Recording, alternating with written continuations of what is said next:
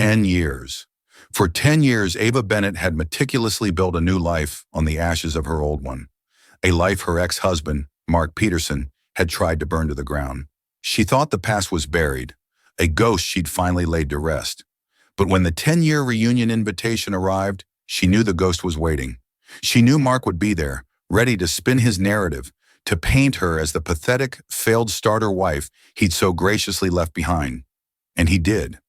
In front of everyone they had ever known, he unleashed a storm of calculated shame, piece by piece, until she was standing alone in the wreckage. What he didn't know, what no one knew, was that her new life had a guardian angel, and he was about to walk through the door. The invitation was thick, creamy cardstock with elegant, gold-embossed lettering. Northgate High School Class of 2015, 10-year reunion. It felt heavier than it should in Ava Bennett's hand, like a summons from a past life. She traced the cursive font with a perfectly manicured nail, the phantom weight of a different ring, a cheaper, simpler one, tingling on her finger. From the floor-to-ceiling window of her penthouse apartment, the city sprawled below, a glittering tapestry of lights under the bruised twilight sky. This was her life now, a life of quiet elegance, of understated luxury, a world away from the cramped, two-bedroom apartment she had once shared with Mark Peterson. Here the air smelled of fresh orchids and expensive soy candles, not stale beer, and his lingering disappointment. "Something on your mind, darling?" A voice, warm and smooth as aged whiskey, asked from behind her. Ava turned, a soft smile touching her lips as Daniel Hawthorne approached. He wasn't handsome in the chiseled movie star way Mark had been. Daniel's appeal was quieter, more profound. It was in the intelligence of his deep-set gray eyes, the gentle lines etched around them from years of both intense focus and easy laughter. It was in the way he moved, with a confident stillness that commanded rooms without ever raising his voice. He was the founder and CEO of Helios Innovations, a man whose name was whispered with reverence in the worlds of tech and sustainable energy. To the world, he was Daniel Hawthorne, the visionary billionaire. To Ava, he was just Daniel, the man who saw her when she felt invisible. She held up the invitation. A postcard from a previous life. He took it from her, his brow furrowing slightly as he read it. "Northgate High, is that?" "His old stomping grounds," Ava finished, her voice carefully neutral. "And mine, I suppose. It's where we were crowned prom king and queen. Mr. and Mrs. most likely to succeed." A bitter little laugh escaped her. "I guess one of us did." Daniel watched her, his perception always unnervingly accurate. He saw the flicker of anxiety in her otherwise calm blue eyes, the slight tension in her shoulders.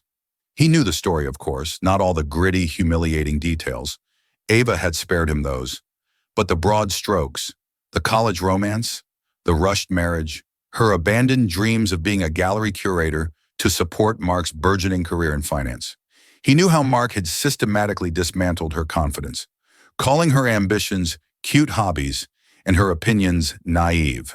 And he knew about the brutal ending.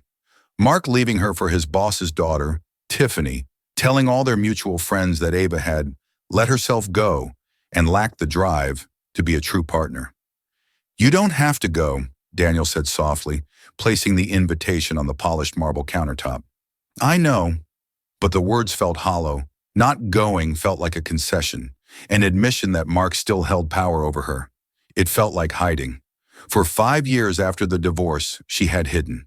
She'd worked 2 jobs, took night classes, and slowly, painstakingly, rebuilt her sense of self. It was during that time, while managing a small, struggling art gallery in a forgotten part of the city, that she had met Daniel. He'd wandered in on a rainy Tuesday, an unassuming man in a simple gray sweater, and they'd spent 2 hours debating the merits of a new abstract expressionist. He hadn't told her who he was until their 3rd date. He had fallen for Ava Bennett, the passionate art lover, not Ava, the future wife of a billionaire. "Zoe called earlier," Ava said, changing the subject. Zoe Miller, her best friend since kindergarten, had been her rock through the entire divorce. "She's already picked out her dress. She seems to think this is our grand moment of triumph." "And you don't?" Ava sighed, walking over to the window again. "I don't see it as a battlefield, Daniel. It's just, A room full of people I haven't seen in a decade. People whose last impression of me was the one Mark so carefully crafted, the sad little mouse he had to discard to become a lion. And what's their impression of him now? From what I hear, he's a senior vice president at his father-in-law's firm. He has a big house in the suburbs, 2 kids, and a wife who chairs charity galas. He's the perfect picture of success. Ava's reflection in the glass looked distant. He got everything he wanted. Daniel came to stand beside her, his presence a solid, comforting warmth. He didn't offer platitudes. He didn't say, "But you're so much better off now." He simply said, "The picture is rarely the truth. You know that." He was right. Her life looked perfect now, but the scars were still there, faint white lines on her soul. She remembered the nights Mark would come home late, smelling of expensive perfume that wasn't hers, and when she'd cry, he'd call her needy and paranoid. She remembered him joking to their friends about her terrible cooking or her boring taste in movies, each joke a tiny paper cut, bleeding her self-esteem dry. "I should go," she said, her voice firmer now. "I need to. For myself. To prove to that 22-year-old girl who thought her life was over that she was wrong." Daniel nodded, his support absolute. "Then you'll go, and you'll be the most intelligent, graceful, and beautiful woman in the room. As you always are." He paused. "I have that conference in Geneva, but my flight isn't until late. I could come with you, for the beginning, at least." Ava immediately shook her head. "No, absolutely not." She saw the look of surprise on his face and softened her tone. "Daniel, I love you for that, but this is something I have to do on my own. Walking in with you, it would just replace Mark's narrative with a different one. Look, poor Ava landed a rich guy. This can't be about you or your money. It has to be about me." Understanding dawned in his eyes. He respected her fierce independence. It was one of the first things he'd loved about her. "All right," he said, cupping her cheek. "You face your ghost, but you call me the second you want to leave, and I'll be there in 20 minutes. "It's a date," she whispered, leaning into his touch. As she got ready in the week that followed, she felt a strange mix of terror and resolve. She wasn't preparing for a party. She was preparing for war. She chose her dress with the precision of a general choosing armor, a sophisticated midnight blue silk dress that was elegant but not ostentatious. It spoke of confidence, not of wealth. Her hair, her makeup, her jewelry, all were understated. She wanted to look like herself, the self she had fought to become. Not Ava Peterson, the timid wife. Not Ava Hawthorne, the billionaire's bride. Just Ava. On the night of the reunion, Daniel kissed her goodbye at the door. "Knock 'em dead, Bennett," he said with a wink. As the elevator descended the 80 floors to the ground, Ava took a deep breath. She wasn't a 22-year-old girl anymore. She was a 32-year-old woman. She owned her own successful art consultancy firm. She sat on the board of 2 major museums. She was loved, deeply and truly, by a good man. But as the taxi sped toward the familiar suburban hotel where the reunion was being held, a cold knot of dread tightened in her stomach. She could have all the success in the world, but in that ballroom, to those people, she was still just Mark Peterson's ex-wife, and she knew, with a certainty that chilled her to the bone, that he would not have forgotten. The grand ballroom of the Marriott Northgate was exactly as Ava remembered it from their senior prom. A cavern of beige carpets, gaudy crystal chandeliers, and a lingering scent of industrial-strength air freshener trying to mask decades of spilled wine and faded dreams. A banner drooped over the entrance, the same blocky font from their yearbook, proclaiming Northgate Vikings, class of 2015, reunited. It felt less like a celebration and more like a crime scene. She handed her coat to the attendant, her heart thumping a nervous rhythm against her ribs. She had insisted on arriving alone, a full hour after the event started, hoping to slip in unnoticed. It was a foolish hope. "Ava? Ava Bennett? Oh my God, is that you?" The voice was high-pitched and laced with the saccharine venom of a seasoned gossip. Jessica Vance, a woman who had peaked in high school as the head cheerleader and had spent the subsequent decade documenting her suburban life on Facebook, descended upon her. Her face was a little fuller, her hair a brosier shade of blonde, but her eyes held the same predatory glint. "Jessica, it's good to see you," Ava lied, forcing a polite smile. "I almost didn't recognize you. You look amazing." "So polished," Jessica said, her eyes doing a swift, critical scan of Ava's dress, hair, and jewelry. The subtext was clear. "You used to be so plain. We were all wondering if you'd show up." "Why wouldn't I?" Ava asked, keeping her voice light. Before Jessica could answer, Zoe appeared, a vision in emerald green, and threw a protective arm around Ava. "There you are. I was about to send out a search party. Jessica, you'll have to excuse us. I need to steal the guest of honor." Zoe steered Ava toward the bar, whispering in her ear, "Vulture, 12 o'clock. Don't worry, I've got your back. First shot is on me." Ava laughed, the tension easing slightly. "God, I missed you. Likewise, now, tell me honestly, scale of 1 to fleeing the country, how are you feeling?"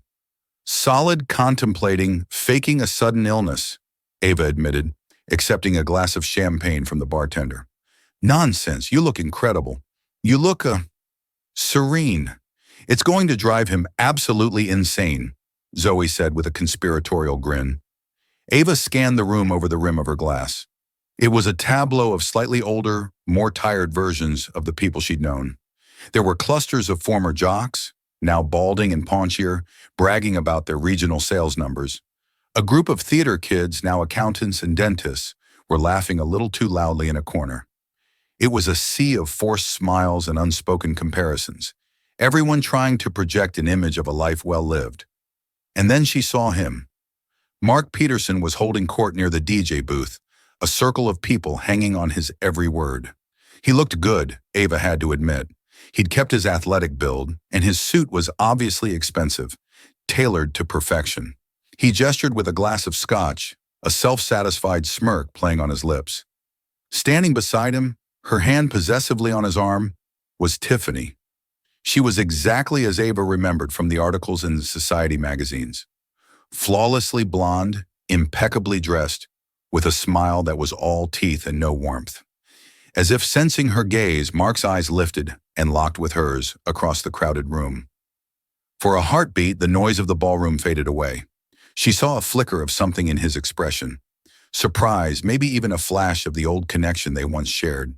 But it was gone in an instant, replaced by that familiar, condescending smirk. He gave her a lazy, dismissive nod, then deliberately turned his back, drawing his audience in closer, laughing at something she couldn't hear. The cut was so precise and so public, it was like a physical blow. He had seen her, assessed her, and dismissed her in less than 5 seconds. The message was clear. "You are nothing to me." "Don't let him get to you," Zoe muttered, her grip tightening on Ava's arm. "He's a peacock, all feathers and no substance." But the damage was done. The old feelings, the ones she thought she had buried under years of therapy and self-improvement, came rushing back. The shame, the feeling of being judged and found wanting, the desperate need for his approval. Her palms felt clammy. The champagne suddenly tasted sour. "Maybe this was a mistake," she whispered, her voice barely audible. "No," Zoe said fiercely. "We are not retreating. We are going to get another drink. We are going to talk to Kevin from accounting, who always had a crush on you. And we are going to ignore that pompous ass." For the next hour, Ava tried. She smiled, she made small talk, she caught up with people who offered vague pleasantries. But she was acutely aware of Mark's presence, of his booming laughter echoing across the room. She could feel the eyes of his circle on her, their whispers like the buzzing of flies. They were watching her, judging her through the lens of Mark's narrative. She learned from stray comments that Mark had just been made the youngest ever partner at his firm, that he and Tiffany had just returned from a month-long trip to the Amalfi Coast, that their son, little Carter, was already enrolled in the most exclusive preschool in the state. His life was a checklist of success, and every item on it felt like a judgment on her own. The turning point came when she was cornered by an old acquaintance, a woman named Beth, while getting a bottle of water. "Ava, wow," Beth began, her tone dripping with false sympathy. "It's so brave of you to come." "Brave?" Ava asked, confused. Well, Beth said, leaning in conspiratorially. After everything, Mark has told us all how difficult things were for you after the split, how you struggled to find your footing. We were all so worried. Ava's blood ran cold. He told them he had taken her most vulnerable moments, her grief, her financial struggles, her depression, and turned them into gossip, into a sob story to make himself look like the magnanimous one who had escaped a sinking ship. I'm doing just fine, Beth, Ava said, her voice tight. Oh, of course, and you look healthy, Beth said, as if it were a consolation prize. And I hear you have a little art shop or something? That's so quaint. It's wonderful to have a hobby to keep you busy. A hobby, her business, the one she had built from scratch, the one that now advised multi-million-dollar corporations on their art acquisitions, was a hobby. The insult was so profound, so dismissive, it knocked the air from her lungs. She saw Mark's fingerprints all over it. This was his work. He hadn't just moved on. He had actively poisoned the well, ensuring that in this room, her past would be defined entirely by his version of the truth. She excused herself, her hands trembling, and made her way to the ladies' room. Staring at her reflection in the mirror, she saw not the confident woman who had arrived an hour ago, but a pale, haunted version of her younger self. The walls of the ballroom were closing in, each whisper a brick, each pitying glance a layer of mortar. She was right. It wasn't a party, it was a battlefield, and she was losing. When Ava returned from the bathroom, having splashed cold water on her face and reapplied a mask of serene composure, the atmosphere in the ballroom had shifted. The DJ was playing a throwback 2010s pop hit, and a small crowd had gathered in the center of the room. At the heart of it, predictably, was Mark. Someone had handed him a microphone. Oh no, Zoe groaned, appearing at Ava's side with 2 fresh glasses of champagne. He's in performance mode. This is going to be bad. What is he doing? Ava asked, her stomach twisting into a tighter knot. Giving an impromptu toast to the past, Zoe said, rolling her eyes. Also known as the Mark Peterson Hour of Self-Congratulation. Mark tapped the microphone, a feedback screech momentarily silencing the room. Hey everyone! Hey Vikings! He shouted, met with a smattering of enthusiastic whoops. It is so good to see all of you. 10 years, can you believe it? We've all changed so much. Some of us, he paused, letting his gaze sweep the room, have done a little better than others, am I right? He laughed, and his sycophants laughed with him. Tiffany gazed up at him with an expression of pure adoration, as if he were a conquering hero. I look around this room and I just see so many memories, he continued, his voice taking on a falsely sentimental tone. I remember being right here, on this very dance floor, with my prom queen. He didn't look at Ava, but every head in the room swiveled in her direction. She felt 100 pairs of eyes on her, hot and prickling. She stood frozen, a statue in a spotlight she never asked for. We were just kid, Mark said with a magnanimous sigh. We had no idea what the world had in store for us. We thought we had it all figured out. Love, a little apartment, a shared bank account. He chuckled. Turns out you need more than that. You need ambition. You need a partner who pushes you, who wants the same things you do. Someone who isn't content with just standing still. The implication was as subtle as a sledgehammer. He was telling the story of their marriage, and in his version, he was the dynamic visionary, and she was the dead weight holding him back. Each word was a carefully chosen dart, dipped in the poison of his revisionist history. Ava felt Zoe's hand find hers, a small anchor in the churning sea of humiliation. She focused on the pressure of her friend's fingers, trying to breathe evenly.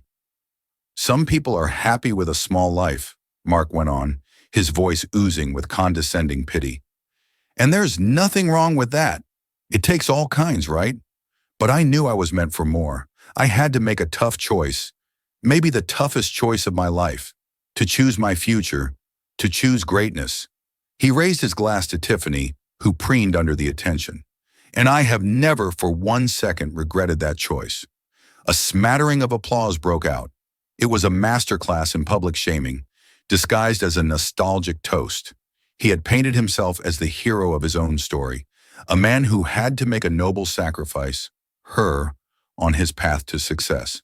He had reduced their entire shared history, her love and her sacrifices, to a simple anecdote about outgrowing his small-town wife. Ava wanted to disappear. She wanted to scream. She wanted to throw her champagne in his smug, handsome face. But she did none of those things.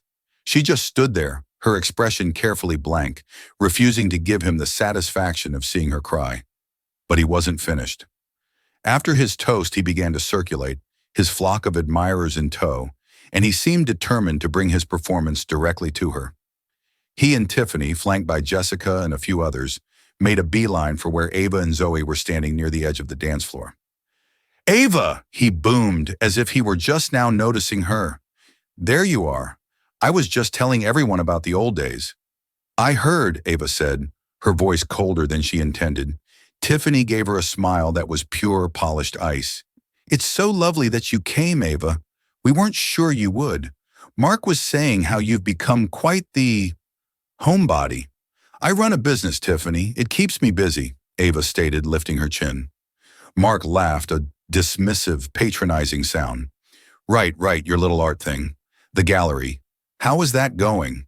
Are you managing to keep the lights on? I know it can be tough for small businesses." He said it with a concerned look, the same look one might give a child with a lemonade stand. Before Ava could formulate a response that wouldn't involve screaming, Jessica jumped in. "Oh, Mark, you're being too modest. Don't forget to tell her your big news." Mark feigned reluctance. "Oh, it's nothing." "Nonsense," Tiffany trilled. "He just made full partner at the firm, the youngest in the company's history, and we just bought a place in the Hamptons, a lovely little cottage by the sea." "It's more of a compound, really," Mark corrected her, a smirk playing on his lips. "But we're simple people." He then turned his full attention to Ava, his eyes glinting with malice. "So, what about you, Avi? What's your big news? Still in that same little apartment over the bakery? I always loved the smell of the bread in the morning, even if it was a bit of a fire hazard." The circle of people around them tittered. It was a direct, brutal jab, designed to highlight the chasm between his life and what he imagined hers to be. He was cornering her, demanding she present her small, failed life for his public dissection. Ava's mind went blank. Every retort, every defense withered on her tongue. All she could feel was the echoing shame of their final argument, him yelling that she would be nothing without him, that she'd end up a lonely, bitter woman in a tiny apartment, clinging to her useless art degree. He was trying to make that prophecy come true right here, right now. She opened her mouth, but no words came out. She could feel tears pricking at the back of her eyes, and she fought them back with every ounce of her will. She would not cry. She would not give him that. Zoe stepped forward. "She's doing incredibly well, Mark. Not that it's any of your business." "Oh, I'm sure she is," Mark said, his voice dripping with insincerity. He looked at Ava, his expression a perfect mask of pity. "It's okay, Av. There's no shame in a simple life. Someone has to buy the art, and someone has to sell it in a dusty little shop. We all have our part to play." He had won. He had backed her into a corner, humiliated her, and rewritten their history for all to hear. Ava felt a profound, crushing wave of defeat. She was wrong to come. She had thought she was strong enough, but she wasn't. The ghost of the man she had married was standing right in front of her, and he was more powerful than she could have imagined. She was 22 again, small and voiceless. She gave Zoe a look, a silent plea. "Get me out of here." Zoe nodded, about to make an excuse, when the double doors at the far end of the ballroom swung open. The sudden influx of cool, fresh air seemed to draw everyone's attention for a moment. A man stood silhouetted in the doorway. He was tall, dressed in a beautifully cut dark suit, but he seemed to be looking for someone, his expression patient and calm. Ava's breath caught in her throat. It was Daniel. Daniel stood in the doorway for a moment, his gray eyes scanning the room. He wasn't looking for attention, but he commanded it nonetheless. There was an aura of quiet authority about him that was as different from Mark's loud bravado as a deep ocean current is from a splashing wave. The low hum of chatter in the ballroom faltered as people began to notice him. Whispers started to ripple through the crowd. "Isn't that No, it can't be. Holy cow, that's Daniel Hawthorne. The name passed from person to person like an electric charge. Jessica Vance's jaw literally dropped. Even Mark, who was in the middle of a self-aggrandizing anecdote, trailed off, a look of confusion on his face. He didn't recognize Daniel, but he recognized the shift in the room's energy. Power recognizes power, and the entire social ecosystem of the Northgate High reunion had just been disrupted by the arrival of a true apex predator. Daniel's gaze finally found Ava, and a small, warm smile touched his lips.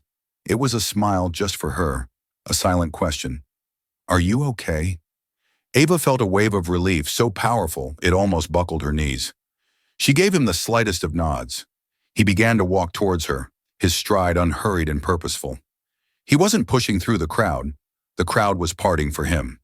People stepped back, their expressions a mixture of awe and curiosity. The magnetic pull of genuine power and influence was a force of nature. Mark watched this procession, his brow furrowed in annoyance and confusion. Who was this guy? Why was he stealing his spotlight? And why was he walking directly towards Ava? Daniel reached their little circle and his smile widened as he looked at his wife. He ignored everyone else completely. Sorry I'm late, he said, his voice low and meant only for her. The call with the Prime Minister's office ran longer than expected. He gently touched her arm, a simple gesture of connection that spoke volumes. The Prime Minister. The casual, unpretentious way he said it hung in the air, a statement of fact so far beyond the realm of anyone in that room that it seemed, for a moment, like a joke. But one look at the man's serious, unassuming face told them it wasn't. Ava felt her voice return. It's okay. I was just, catching up with old friends. Only then did Daniel seem to notice the others. He turned his calm, analytical gaze on the group. He looked at Mark, then at Tiffany, his expression polite but unreadable. Mark, recovering his bravado, stuck out his hand. He saw a man in an expensive suit and defaulted to his business schmoozing persona. Mark Peterson, he said, his voice overly hearty. Great to meet you. You a friend of Ava's?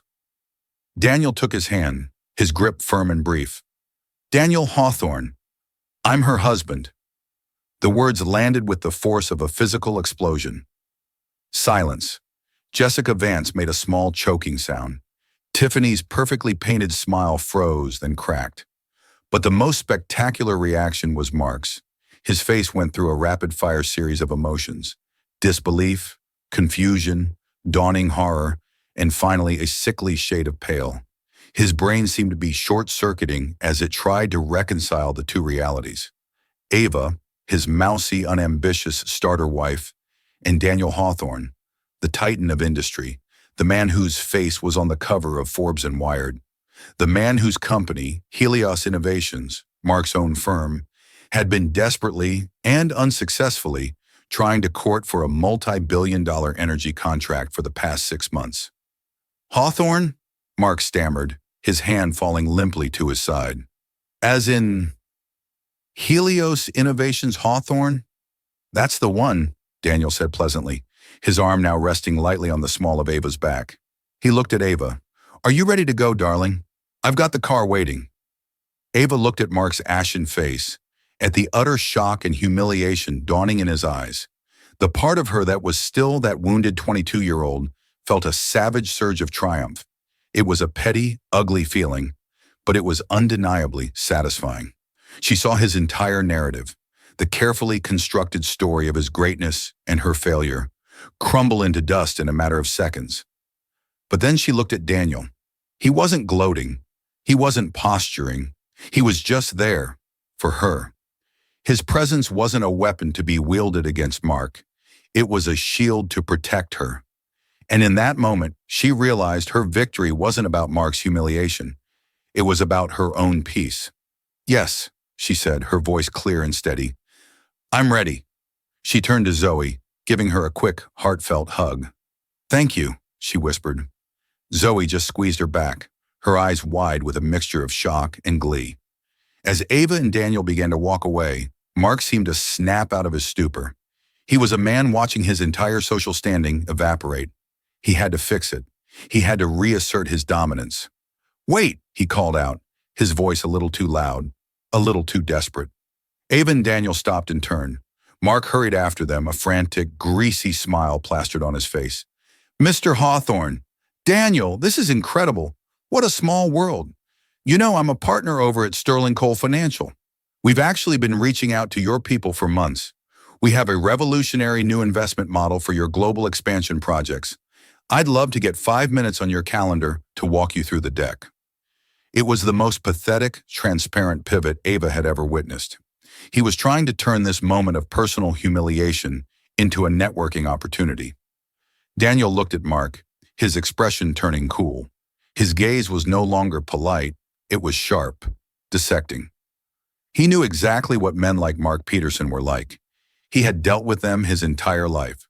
Sterling Cole, Daniel said, his tone flat. Yes, I've seen your proposals.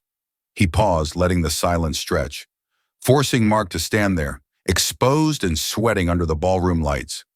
We passed. Your models are derivative, and your risk assessment is optimistic, to be charitable. Every word was a perfectly aimed shot. Derivative, optimistic. He had just dismissed the entire foundation of Mark's professional pride as amateurish in front of everyone he had spent the night trying to impress. Mark's face, which had been pale, now turned a blotchy, furious red. He was speechless. Daniel's focus returned to Ava, his expression softening instantly. Let's go home, he said softly. He placed his hand on her back and guided her through the stunned, silent crowd. As they walked towards the exit, Ava didn't look back. She didn't need to. She could feel the weight of Mark's utter and complete devastation behind her. The whispers that followed them now were not about her. They were about him. The grand ballroom of the Marriott Northgate was no longer the hall of her shame. It was the tomb of Mark Peterson's ego. The walk from the center of the ballroom to the exit doors felt like a mile. Ava was acutely aware of every eye on her and Daniel, of the frantic whispers erupting in their wake. It was a surreal reversal. Moments ago, she had been the object of pity and scorn, an artifact from Mark Peterson's past. Now she was a mystery, an enigma, the woman who had walked out of the ashes of a forgotten life and returned with a king by her side. As they passed the bar, Jessica Vance, her face a mask of frantic opportunism, scurried towards them. Ava, Mr. Hawthorne, she gushed, blocking their path. It's just so wonderful to see you, Ava. We must catch up. Lunch. We'll do lunch. My husband is in commercial real estate, Mr. Hawthorne, and he's a huge admirer of the design of your new corporate campus. A true visionary. Ava looked at the woman who, not an hour before, had been complicit in her humiliation. She saw the desperate hunger in Jessica's eyes, the desire to attach herself to this new, blinding source of power. Before Ava could respond, Daniel gave Jessica a polite but utterly dismissive nod. My wife handles her own schedule, he said, his tone leaving no room for argument. He guided Ava around her as if she were a piece of furniture. The snub was so clean, so absolute, Jessica was left standing with her mouth half open, her flattery turning to ash on her tongue. They reached the doors and stepped out into the quiet carpeted hallway of the hotel. The muffled sound of the party behind them seemed to be from another world. Ava took her first deep, clean breath of the night. Are you all right? Daniel asked, his hands finding hers. His concern was genuine, his focus entirely on her. I think so, she said, a shaky laugh escaping her. That was more intense than I expected. He's a small man, Ava, Daniel said simply. He tried to diminish you to make himself feel big. He was succeeding, she admitted, her voice quiet. For a minute there, he really was. He never stood a chance, Daniel replied, lifting her hand to his lips and kissing her knuckles. He was fighting a battle he'd already lost 10 years ago. He just didn't know it. Inside the ballroom, chaos reigned. The moment the doors closed behind Ava and Daniel, the room exploded in a cacophony of speculation. The central topic was no longer Mark Peterson's promotion or his house in the Hamptons. The central topic was Ava Bennett. Mark stood frozen in place, his face burning with a humiliation so profound it was almost visible. His entire social capital, carefully curated over a decade and brought to a brilliant peak just moments before, had been wiped out. He was no longer the successful alumnus everyone admired. He was the idiot who had divorced Ava Bennett and then spent the night insulting her in front of her billionaire husband. Tiffany was the first to break. Her face, a carefully constructed mask of social superiority, had crumbled. "Mark, what was that? You told me she was a nobody. You told me she ran some pathetic little art shop." Her voice was a furious, high-pitched whisper. I didn't know," he stammered, looking around wildly. His former audience was now avoiding his gaze, whispering amongst themselves, their expressions a mix of pity and schadenfreude. They were distancing themselves from him, from his failure, as quickly as possible. Zoe Miller, who had watched the entire exchange with a look of pure, unadulterated joy, decided to add a final, satisfying twist of the knife. She sauntered over to Mark and Tiffany, a wide, predatory smile on her face. "A pathetic little art shop," Zoe said, her voice carrying to the surrounding listeners. "You mean Bennett Art Advisory.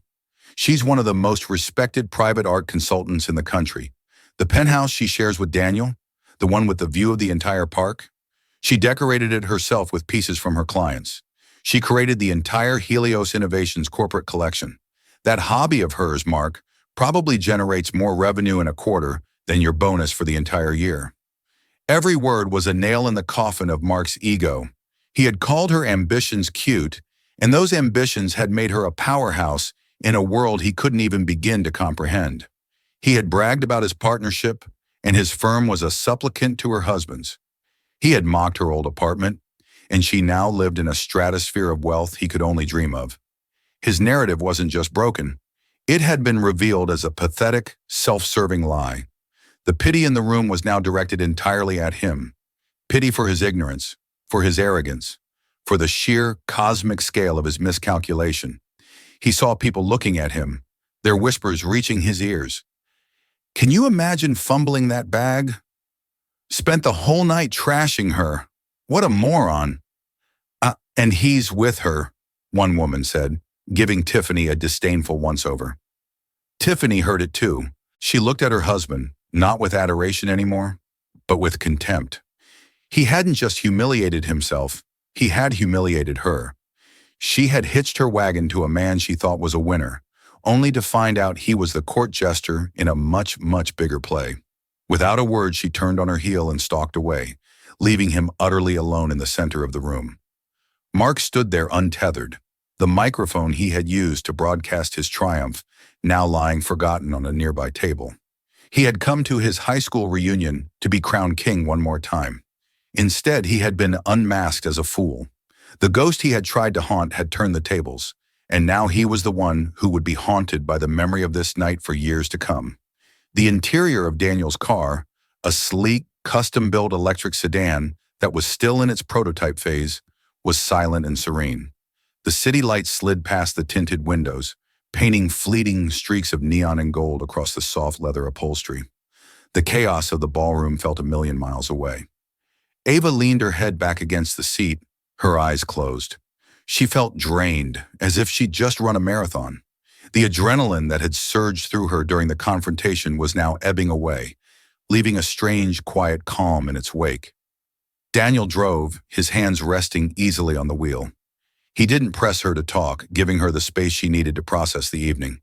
He simply reached over and took her hand, his thumb gently stroking the back of it. After several minutes of comfortable silence, Ava spoke, her voice soft. "Thank you for coming." "I told you I would," he replied, "though I admit my timing was a little more dramatic than I intended. The traffic was lighter than I expected."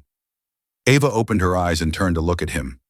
It was perfect timing, like something out of a movie.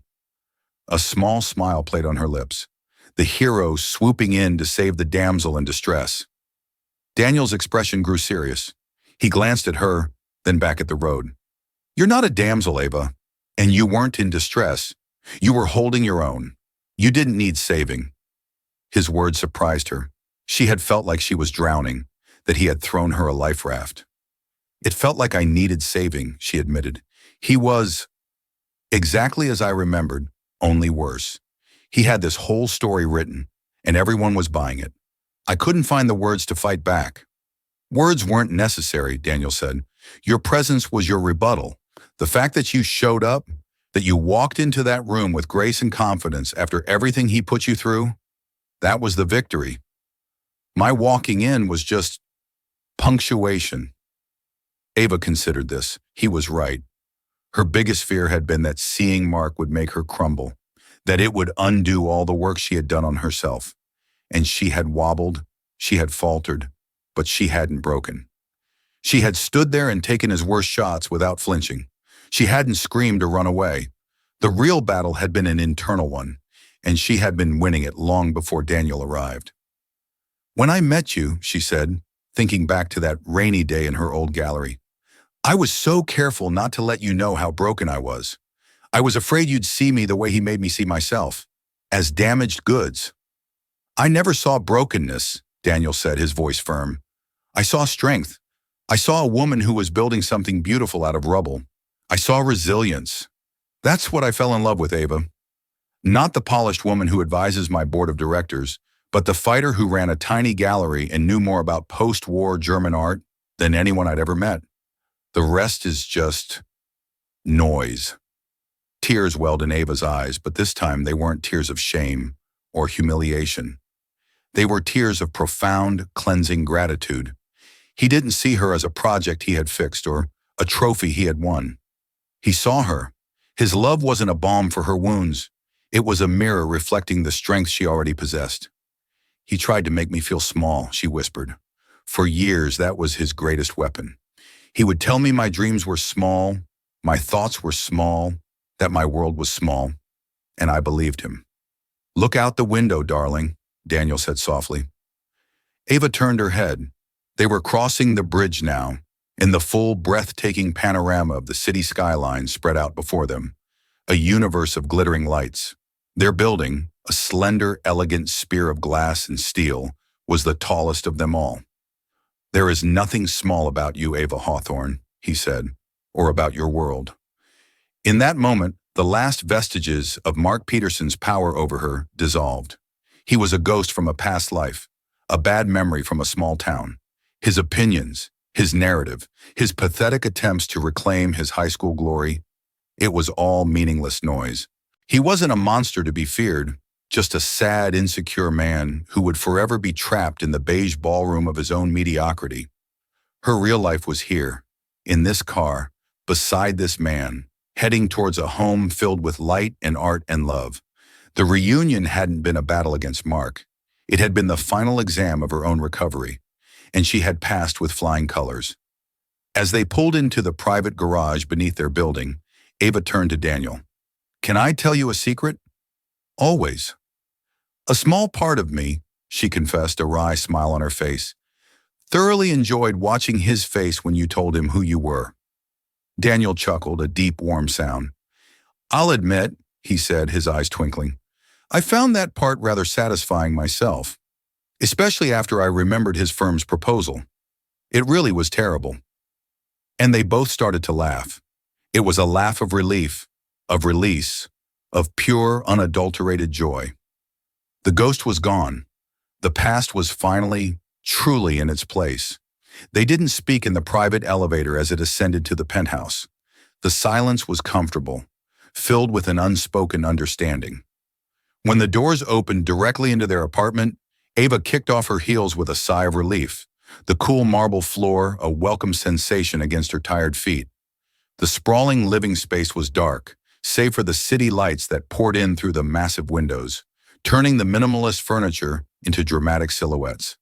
It was her favorite time of day, when the apartment felt like a quiet observation deck floating above the sleeping world. Daniel went to the bar and poured 2 small glasses of a rare, peaty single malt scotch, their shared favorite for quiet celebrations. He handed one to Ava and led her not to the couch but to the large, abstract painting that dominated the far wall. It was a chaotic swirl of deep blues, blacks, and violent splashes of crimson and gold. "I still remember the day you found this," Daniel said, his voice a low murmur. "The artist was unknown. You bought it from a student exhibition for next to nothing." Ava smiled at the memory. "You thought I was crazy. You said it looked like a beautiful car crash.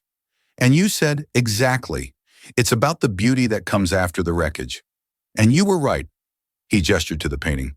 The artist, what's her name? Maria Flores. She just had a solo show at the Met. That painting is now worth, what did the insurer say? $2.5 million, Ava answered, taking a sip of scotch. The fiery liquid warmed her from the inside out. There you are, Daniel said, turning to face her, his expression serious. That is who you are, Ava. You're the one who can see the masterpiece in the wreckage. You did it with that painting, you did it with your business, and you did it with your own life. You took the disaster that man left behind, and you built this. His hand swept out to encompass the room, the art, the view, their life. It was the most profound compliment he could have possibly given her. It had nothing to do with her looks, or her dress, or the fact that she was his wife. It was about her vision, her strength, her very essence. She walked out onto the terrace, the cool night air a welcome caress on her skin. The wind was gentle at this height, the sounds of the city a distant, rhythmic pulse. She leaned against the railing, looking down at the intricate web of streets and lights. From up here, everything looked so small, so manageable. Mark's world, the Marriott ballroom, the suburban bragging rights, the petty social hierarchies, was down there somewhere, a single insignificant speck in a vast, brilliant tapestry. She had allowed that tiny speck to occupy so much space in her head for so long. She had been so afraid of returning to it, of being pulled back into its tiny orbit. But she didn't belong there anymore. She hadn't for a long time. Tonight wasn't a victory over Mark. It was the final, definitive confirmation of her own escape. She hadn't needed Daniel's money or his name to win. She had won the moment she decided to build a life on her own terms, the moment she started her own business, the moment she learned to trust her own eye for art and for people. Daniel came to stand beside her, wrapping a protective arm around her shoulders. "What are you thinking about?" "About perspective," she said, leaning her head against his shoulder. "I think for the first time, I finally have it." The humiliation she had felt earlier in the evening was gone, replaced by a profound sense of peace. Mark's words could no longer hurt her because she no longer believed them. He hadn't defined her then, and he certainly didn't define her now. He was just a character in a prologue to a much better story, her story. She thought about the woman who had cried herself to sleep in a small apartment over a bakery, and she sent a silent message back through time. Hold on, it's going to be okay. It's going to be better than you can possibly imagine, and you're going to do it yourself. The 10-year reunion was over. Ava Bennett had faced the ghost of her past and had walked away, not into the shadow of her billionaire husband, but into the bright, clear light of her own hard-won future. And from up here, the view was magnificent. And so Ava's story isn't just about the satisfying moment an arrogant ex gets his comeuppance. It's about the quiet, difficult, and often lonely journey of rebuilding yourself after someone tried to break you. Her real victory wasn't her husband's wealth or his dramatic entrance. It was her own resilience. It was the strength she built, piece by piece, in the years when no one was watching. Daniel's arrival didn't save her. It simply illuminated the queen she had already become, all on her own. Her story is a powerful reminder that the best revenge isn't revenge at all. It's building a life so full and happy that the past loses all of its power. If this story resonated with you, please give this video a thumbs up and hit that subscribe button. We all have moments in our lives where we've had to rise from the ashes. Share your own stories of triumph and resilience in the comments below. We'd love to hear them. And don't forget to share this video with someone who might need a reminder of their own strength. Thanks for listening.